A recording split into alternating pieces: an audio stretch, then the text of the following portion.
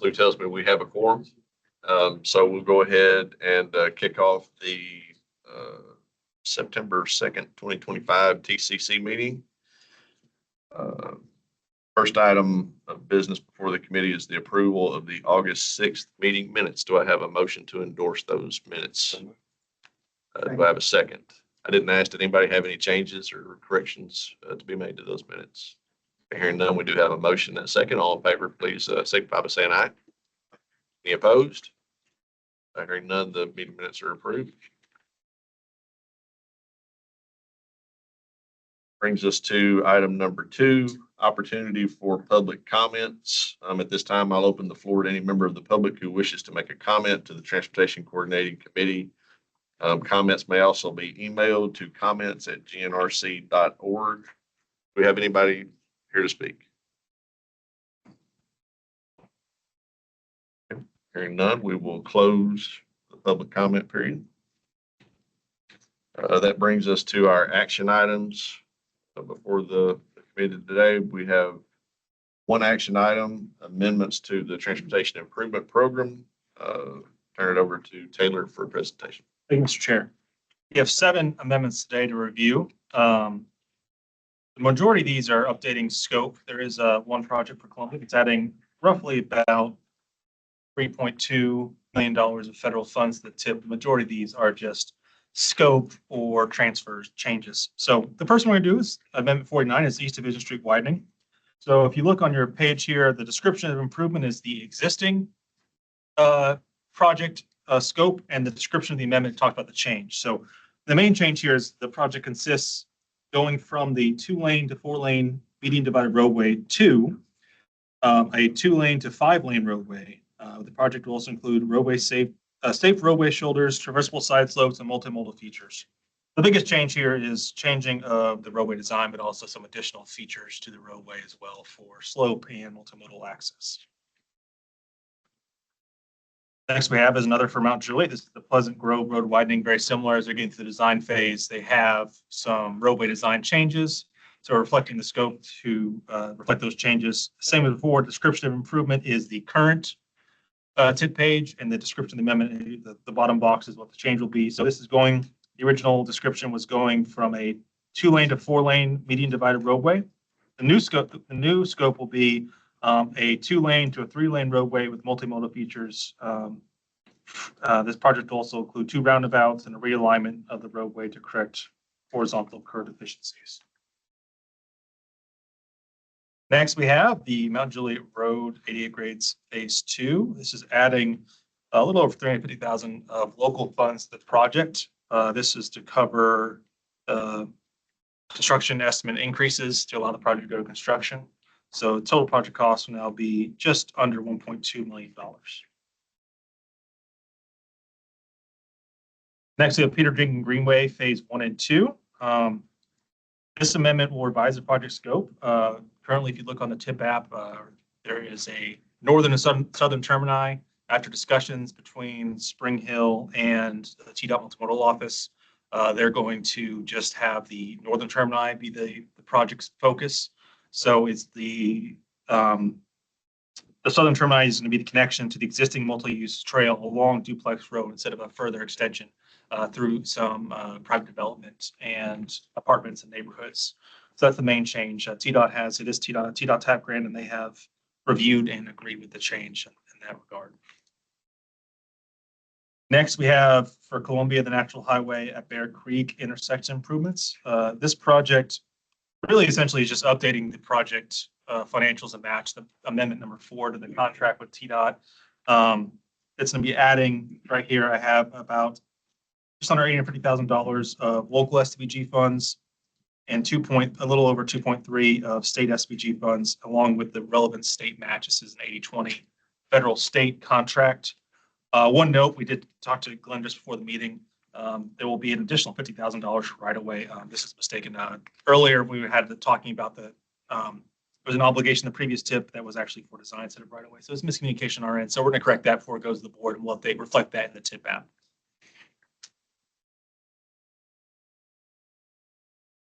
Next, the next 2 amendments are tied. This is our Transportation Regional Technology and Transit Program. Should be shifting $879,000 fiscal year 24 SBG funds to our enhanced mobility of seniors and individuals with disability grouping. This is to cover, basically to make whole our MSID is the acronym for fiscal year 26, all the applications we received for that program. Next page is the MSID, the Enhanced Mobility of Seniors and Individuals with Disabilities. You see here we're adding a fiscal year 26 implementation phase of that same amount of USDG funds that we're moving from our regional technology and transit page. One note here, talking to Billy and Tom Fox, our transit coordinator before the meeting, that there will be a slight change.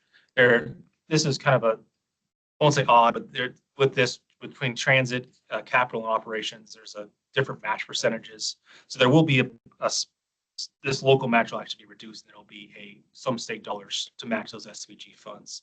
We'll have that again ready in the TIP app and for the public posting for our Transportation Policy Board meeting coming up. That's all of our amendments, Mr. Chair. Happy to take any questions. Okay.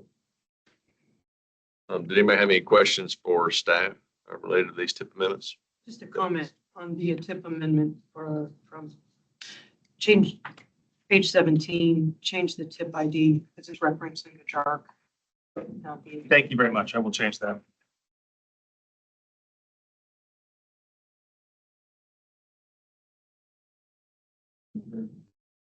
A question on the East Division street widening module. I think you guys have been working with our engineering group, but what's the impact to the train station by widening the road? We've been working with them. We've reduced getting rid of the median, reduced some of the impacts, and so that was the reason for one of the reasons for this change in scope. But yeah, as of right now, we have minimal impacts to the train station. Thank you. Another one from Mount Juliet. I'm just curious wording on page 13. I just wonder what it means. It says the project will replace existing sidewalk along Mount Juliet Road with a six. Okay, so never mind. I got it. All good. Final question. Any other questions, comments? I had a comment I want to say. I mentioned this at a TPB meeting a while back. I really like the way these forms have been redone with the before and after and the description of the improvement and the description of what the amendment specifically is. I think the form that we used a while back was not quite, sometimes it was hard to see what was changing. You had to dig for it a little bit. And I think the way this is done is very good. And the other question I had, and I don't want to get off into politics or anything like that, but we've had quite a few TIP amendments recently. What has been the turnaround as far as any federal highway approvals and that kind of thing? Are we seeing that process flow smoothly on TIP amendments and that kind of thing? Are we getting things back from federal highway in a timely manner? I'll say for our May and July amendment cycle, we've seen pretty good responsiveness. It's hard to give an exact time. I think federal highway is aware, from my understanding, obviously, how much time is remaining in this fiscal year to be able to obligate. I would say in the last, I think, not to speak anything badly, I think it's, obviously there's turnover and maybe some learning process, but in the past couple of months, I've seen a good relationship being built and people are, I think we're seeing a quicker turnaround in the past. Stacey, I don't know if you had anything you want to say. Yeah, we've tried to streamline a few things. Obviously, they're down positions and everything's pretty much going to two people now. But we've not seen any delays. Everything's been within, we're obviously reviewing tips across the state and with them as well, within the individual amendments and modifications. So have gone through within proper timeframes. There's some discussion at the TPB meeting about that. I remember a little bit of discussion with the elected officials, so I wanted to touch base on that. Yeah. That's good to hear. Does anybody have any more questions about the TIP amendments proposed? Hearing none, I'll accept a motion to endorse those TIP amendments. We have a motion. Do we have a second? Second. Motion and a second. All in favor, please say aye. Anybody opposed? Okay. Hearing none. That completes our action items for this meeting and moves us on to item 4, which is our informational items. Informational item 4A which is an update on RTP activities. It says I need to introduce Michael, but I don't see Michael, so I'm guessing I'm introducing one of you guys, Daniel. I'm taking over, taking the helm. Yeah, we're continuing to chug away on the 2050 regional transportation plan. So wanted to give you some quick updates on where we're at and turn it. I'll just do a quick overview and turn it over to Matthew here. He also is going to want to schedule our final round of county level workshops. So if you can go to the next slide, this showing where we're kind of at with our tracker here.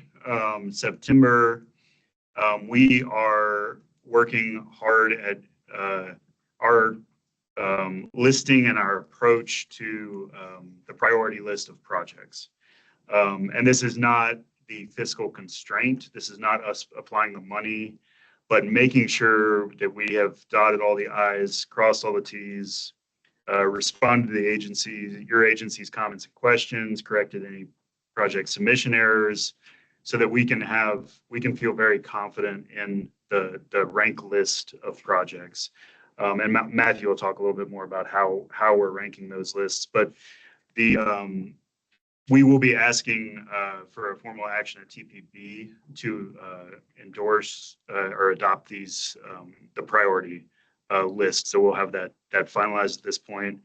We're also, as we're working through this, we're very close. We're going to have a virtual kind of open house online next week at 10:30, same time as the typical TCC, to kind of show those results that we'll be presenting at TPB. We're down in the nitty gritty, and I apologize we couldn't have that for you right now, but we do want to make that opportunity available. So, and then as soon as we finish the TPB, you see the October, November timeframe that says first draft of the plan. That's that fiscal constraint. We're going to be applying our projected revenues for the next 25 years to the projects, and getting that ready to present in November, with the rest of the year being reserved to kind of fill out the plan with our cluster of priorities, implementation strategies, policies, things like that. With that, kind of looking forward to March 2026 for the final plan adoption. So I'll turn it over to Matthew to talk a little bit more detail about these the priority project framework we're finalizing here. Thank you, Daniel, and members of the TCC. So as Daniel described, recently our focus has really been getting that prioritized project list finalized.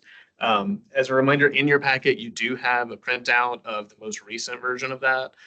As Daniel described, we are still making tweaks and changes, so you will see more in the coming weeks. And as to repeat what Daniel said, there will be a kind of an open house office hours next week on the 10th, if you'd like to do a bit of a deep dive before the TPB endorsement.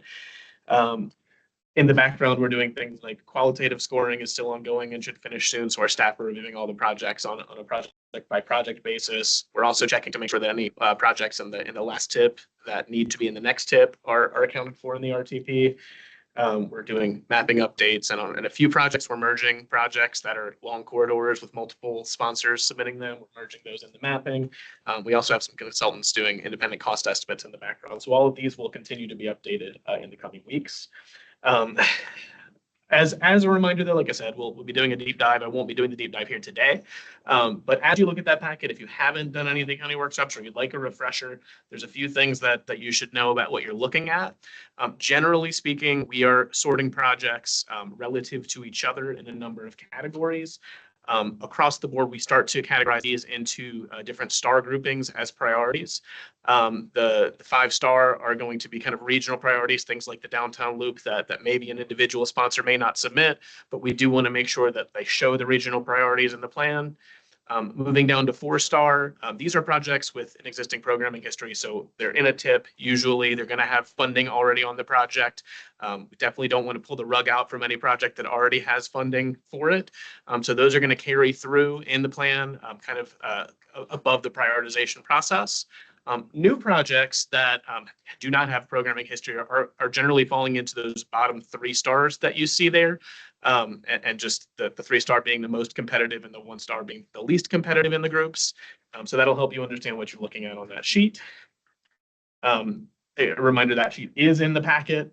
Again, I won't do a deep dive here unless you have questions on it. I didn't see any 5 stars in there. Is there a reason for that? Sure. And mostly we'll be adding any of those in the coming weeks. We don't have those currently. That is a good observation. Yeah, I think the simple answer is because a lot of those are kind of these major conceptual projects that we know are regionally significant, but doesn't have a specific sponsor, and they're not really being scored. So examples of what we're in from last was the completely reconstruction of the inner loop in Nashville, or major investments to the commuter rail system here, things like that kind of aren't apples to apples with the projects actually being competing. But yes, they will come in a separate kind of grouping. Good observation. Thanks for, I appreciate when people call out the little details like that. Thank you. Otherwise, you've probably seen, and I'll do a quick show on the screen. There's a small step we're going to ask you to do, but we have been keeping all of our information on the project. You originally applied in the Apply app. We moved these over to this online database. Colloquially, we call it the NAC tool. That's just a software. I'll put the link up in a minute. I'll show you something. But if you want to see where we are, if you want to see mapping for projects, if you want to see all the project details, these are on this website that's shown here. That's gnrc.org/app/2050RTP. But there is one additional part of the scoring that you can provide some input on that we've added here that I want to show you. So basically, we've mentioned it before, but every organization gets to choose their top priority project. So the one that in your community you want to see the most, and that gets some additional points in the scoring is basically where that comes to. So what we're going to ask you to do, and a few of you have emailed me already, but in this tool, hopefully you can see this. I'll zoom it in a little bit. There is now a local priority tab. And you can go in and you can just say, is this your local priority? You can choose it as a yes or a no, and submit it. And that signals to us that you want your extra points to go into that project. So the kind of the homework ask is if you can go into this app, and this will be in the recap email, but if you can go in and choose the top priority project for your community, that will impact the scoring for that project. We will want to do that soon because we're wrapping up the prioritization. One project, and to clarify, choose something from, so the roadway category, there were the 4 categories of projects. So the roadway category is the category you'll be choosing from. And to clarify again, roadway doesn't necessarily mean that it's just a road expansion or something like that. Could be like a transit infrastructure project on a roadway, just something that improves the physical infrastructure of the roadway in the roadway category. So again, that will be in the recap email. You can go in and you can just inline edit and just change it right here and click submit. I guess you're getting that. Yeah, you are seeing that on the screen. Great. Otherwise, let me see. All right, I'll go back to our presentation here. All right, so like I said, we are doing some office hours next Wednesday if you'd like to do a deeper dive before TPB. Otherwise, after that, following on the week of the 22nd is what we're targeting right now. We're going to move to our last round of county workshops. And this is really just showing you in detail, talking through that prioritized project list that we've talked about. So really what I'd like to do, I think it worked pretty well last time, is I'd like to pass around just kind of an in-person scheduling doodle poll, essentially, just on the page. I'm going to ask if we can hand these down. I will say we are, we'll see what the availability shows. We're thinking of joining a few of the county workshops just because we have a few people who have been attending 2 on both sides and just for efficiency. So we're thinking of merging the Robertson and Sumner and the Williamson Murray workshops. Again, we'll see how the scheduling works out, but we're hoping we can do that. So fill those out, return those to one of our staff. If you can, before we sign off today, we will try to get those invitations sent out probably by the end of the week or early next week to you. You'll see those options on the page, but I also have listed them on the screen just if you want to think about what those are. Generally speaking, on the week of the 22nd, we're offering a morning and an afternoon session each day, especially in the tail end of the week. Exactly. Yes. Good clarification. Thank you, Daniel. So that is going to be online this time. So that will make the scheduling a little bit easier as well. That is all I have. Daniel, would you like to add anything else or? Got it. All right, well, back to the I chair. had one question on the prioritization Yes. thing, where we pick one.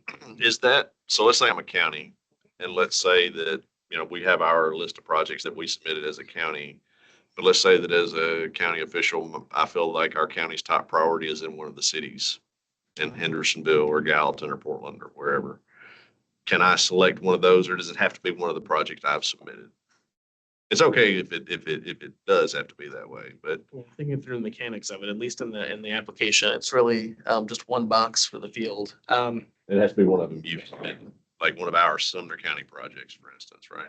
Like that sponsor gets one vote under the project that they sponsor. Is that how it's set up? Is that your understanding as well, Daniel? Yeah, That is my understanding. Yes, sir. I think that would keep it the simplest, cleanest. Yeah. Understood. That makes sense. Any other questions? I'll get myself distracted trying to fill out this stuff. I'll get this to you before I It leave. can be after the actual meeting is moving forward too. Yeah. All right, well, thank y'all very much for that. If there are no additional questions for the staff, we'll move on to the regular reports. Our first regular report is TDOT. Stacy. A couple things, our ever popular planning grant rolled out this week, so you all should, if you've not already received, you'll get information about that. That application will be open until the end of October. And we're trying to get those scored and to notice to proceed by the first of next year is the goal for those. And this is our 11th year, I think. We've done about 115 projects across the state. So we'll try it again to fund 20 to 25 projects across the state. So good luck, everybody. If you have any questions, you can please reach out to us. Michelle Christian, my team lead, actually on the RPO side, is leading the effort. She's put a lot of good information out there. But if you do have questions, please reach out. Those will probably likely be forwarded from MPO staff. Y'all will receive the original. So be sure to send that out to all jurisdictions. So we'll do kind of try to get the email a couple of different ways, but just making sure that we capture everybody to give everybody the opportunity. There is a webinar as well that'll be on there as well. I think that is the 15th, I believe, is the date of the webinar. So there'll be additional information there. So be sure to attend that as well. I hope to have had information on statewide partnership about the numbers that we've received. I do not have a total number yet. We should probably have that information by the executive board meeting. And again, I know there was a couple of issues with large files and things like that. So if you do have additional information, there's like a general email box where you can send that to me if there's additional information that you needed to send as a part of your application. We can get that added into that process, and we'll start our evaluations of those pretty soon. I had a question actually from Sean Falzer about TAP, so I'll just message on that. Still waiting approval from leadership on that last round. I know that's been out for a while. So that's the same with multimodal grants as well. I think still waiting for some final approvals to get those announced. Currently evaluating the program, so I'm not sure when the next announcement will be made on that. So more to come on that, hopefully sooner rather than later on that. So just got that information, so I thought I would share that as well. One question about SPP, just timeframe, I guess, for review, and it's probably similar of last year, or spring, the award letters will be sent out when they are. Okay, and I was just confirming that, just how. Like part of the review process, as we discussed before, is with the MPOs and RPOs, we verify that, this project's included in the plan.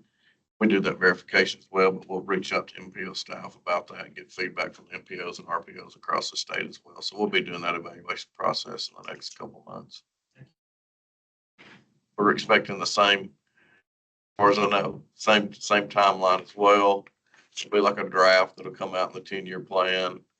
And then there'll be some additional projects, depending on, we get additional state dollars to add additional projects like last year where we had like 22 total, then we added, there was 11 then we added 11 more, somewhere in that range. But anyway, half were in the original draft and then a digital half for additional state dollars we received. So not sure what the budget will look like, but hope for the best. Any other questions? Has there been an announcement on the new chief engineer yet? No. There's been some changes. I'll mention that and try to get that announced at the next meeting too. Will Reed, is the commissioner who was the chief engineer. He's made a few changes across the top on as part of reorganization. Kind of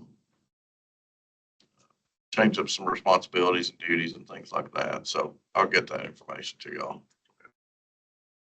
Any other questions for Stacy? Hearing none. Thank you, Stacy. Moving on to the chair's report. I don't have much today. I will make a report and thank TDOT, talking about regional priorities and that kind of thing. The State Route 109 Portland bypass project was contract was awarded on that last week. And so that project came in at $89 million against a budget of 103 or 104. And so it sounds like the project management guys are doing a good job down there on I don't know that doesn't happen at the county. I can tell you that.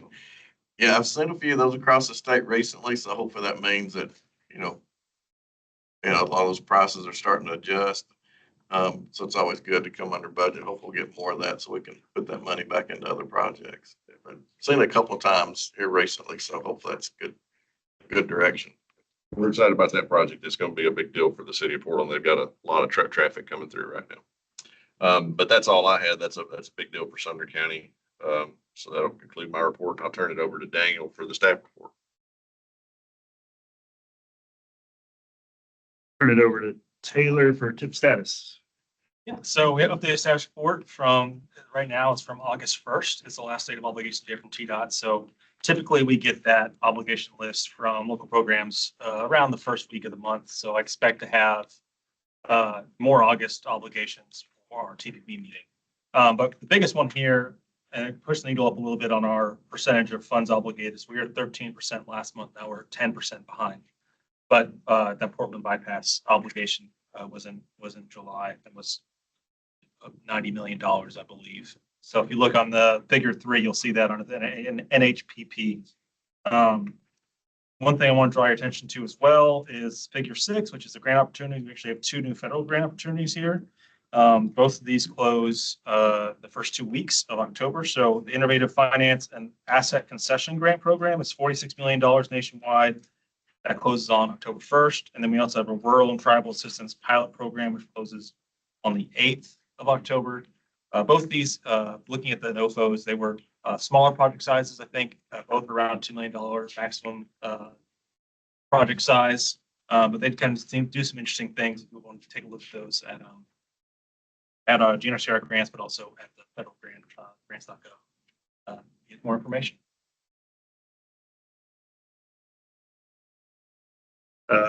So I will go over the upcoming meetings. We got a lot coming up, included some of the roundtables we have, but again, I wanted to point out that next week we will have those office hours on our priority list for the RTP. That'll be 10:30 online, and that'll be in the follow-up email that we send after these meetings. TPP, of course, coming up on the 17th. The environmental roundtable is the next week on the 23rd, talking about the farmland preservation and various other regional activities that our environmental planners are doing. Heard some updates from them recently, and they are doing a lot. So very interesting topics there. And then the IT directors roundtable just after that. One of the big topics will be the INRIX signal analytics that we're getting going. I think that's going to be a big deal for us, give us more data, more smart tools to use to make good decisions with our planning, and talk about some other big data tools. And then, of course, we will see you all here again on October 1st for the next TCC meeting. So I believe that is it from our staff update. Thanks, Dan. Any questions for the GNRC staff? Hearing none, is there any other business to come before the board? Hearing none. We're adjourned.